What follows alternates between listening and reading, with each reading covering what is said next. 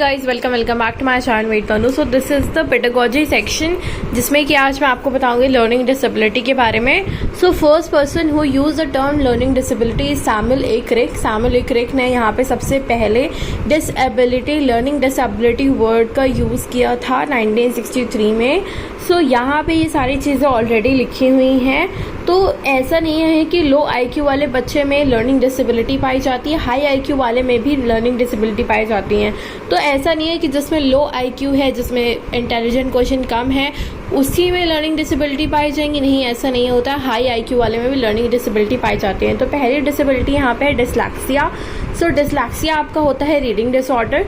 डिसलैक्सिया जो होता है वो लर्निंग डिसेबिलिटी होती है, जो कि आपको इफेक्ट करती है आपकी रीडिंग को।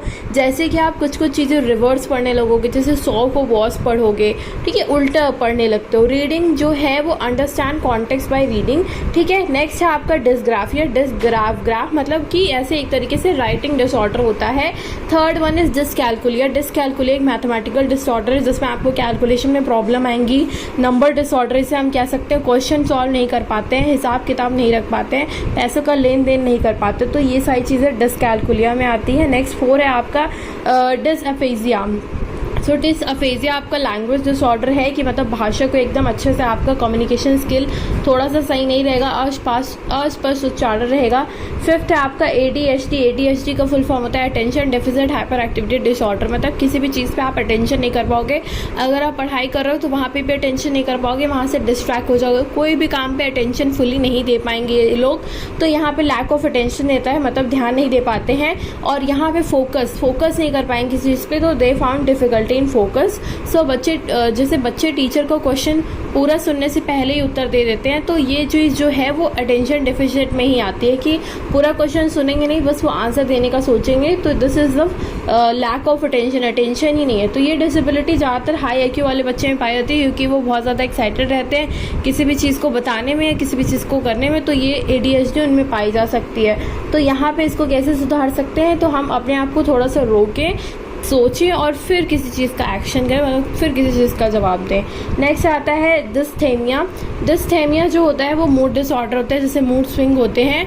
तो जैसे कभी भी गुस्सा हो जाना, कभी भी खुश हो जाना, तो this is the mood swing, mood disorder होना, ठीक है। डिस्थेमिया जो होता है जल्दी जल्दी मूड बदलना होता है, कभी गुस्सा आ जाएगा, कभी खुश हो जाना, ठीक है, ये सारी चीज़ें कुछ भी आपका। नेक्स्ट है डिसमेमोग्राफिया। डिसमेमोग्राफिया मतलब कि आपका मेमोरी लॉस होना। तो ये सारी चीज़ें आपकी, जैसे भूलने की, जल्दी भूल जाओगे कोई चीज़, तो ये सारी तरीके की बीमारियां होती है, आपकी लर्निंग डिसेबिलिटी होती है। तो डिसमेमोग्राफिया ही होता है ये।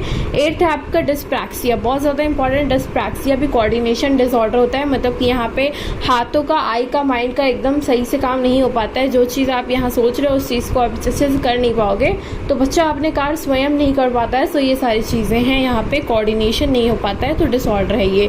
नेक्स्ट है यहाँ पे ऑडिटेक्सिया। ऑडी मतलब होता है कान, ऑडिटरी, ऑडिबल, आपने सुना होगा ऑडिबल। तो हेयरिंग डिसऑर्डर होता है, सुनने में दिक्कत होती है, हेयरिंग इम्पेयरमेंट, ठीक है, सुनने में दिक्कत। तो वो सारी चीज़ें आपकी आती हैं यहाँ पे ऑडिटेक्सिया। ऑडी मतलब आपको समझ में आ गया होगा, ऑडी हेयर से बना है, ऑडिबल से, ठीक है। नेक्स्ट है डिजार्डेसिया। डिजार्डेसिया जो होता है आपका कम्युनिकेशन डिसऑर्डर होता है। यहाँ जो पीछे आपका था यहाँ पे, जिसमें वो बच्चे जो है 4th नंबर पे डिसअफेजिया, ये लैंग्वेज डिसऑर्डर था, मतलब लैंग्वेज को मतलब कि अस्पष्ट उच्चारण से देंगे, शुद्ध एक तरीके से नहीं होगा।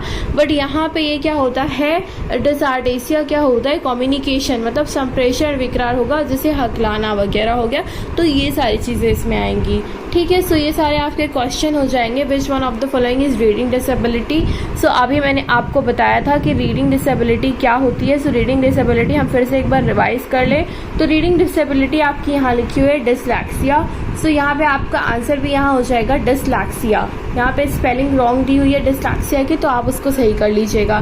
नेक्स्ट है डिसलैक्सिया कैसा ऑर्डर होता है, ये बिहेवियरिस्टिक है, न्यूरोलॉजिकल है, जेनेटिक है, मेंटल है, क्या है। So comment in my comment box and don't forget to subscribe and like to my video. Bye bye.